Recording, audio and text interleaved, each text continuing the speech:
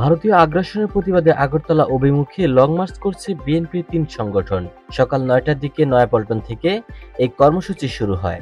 Long মার্চে যোগ দিতে সকাল থেকে যুবদল, ছাত্রদল ও স্বেচ্ছাসেবক দলের উদ্যোগে নয়াপল্টনে জড়ো হতে থাকে নেতাকর্মীরা। পরিকল্পনা অনুযায়ী লং মার্চ করে কিশোরগঞ্জের ভৈরব বাজারে গিয়ে পথসভা করা হয়। সেখান থেকে ব্রাহ্মণবাড়িয়া আখাউড়া সীমান্তে সমাপনী সমাবেশ করে শেষ হবে কর্মসূচি। লং মার্চ শুরুর আগে নয়াপল্টনের সংক্ষিপ্ত সমাবেশে বিএনপির সিনিয়র যুগ্ম মহাসচিব অ্যাডভোকেট রুহুল কবির রিজভী বলেন, যারা চট্টগ্রাম দখলের হুমকি দেয় তাদের প্রতিহত করবে এদেশের দেশপ্রেমিক জনতা। এ সময় তিনি জয় বাংলাকে ভারতের মুখ্যমন্ত্রী মমতা ব্যানার্জির জয় ও পশ্চিম বাংলার স্লোগান বলে আখ্যায়িত করেন। বাংলাদেশ জিন্দাবাদ স্লোগানে গোটা দেশের প্রতিচ্ছবি ফুটে ওঠে বলেও মন্তব্য করেন তিনি। এর আগে গত রোববার ঢাকায় ভারতীয় হাইকমিশনে স্মারকলিপি দেওয়ার পরদিন যৌথ সংবাদ সম্মেলনে লং মার্চ কর্মসূচি ঘোষণা করে বিএনপির এই ৩ অঙ্গ সংগঠন।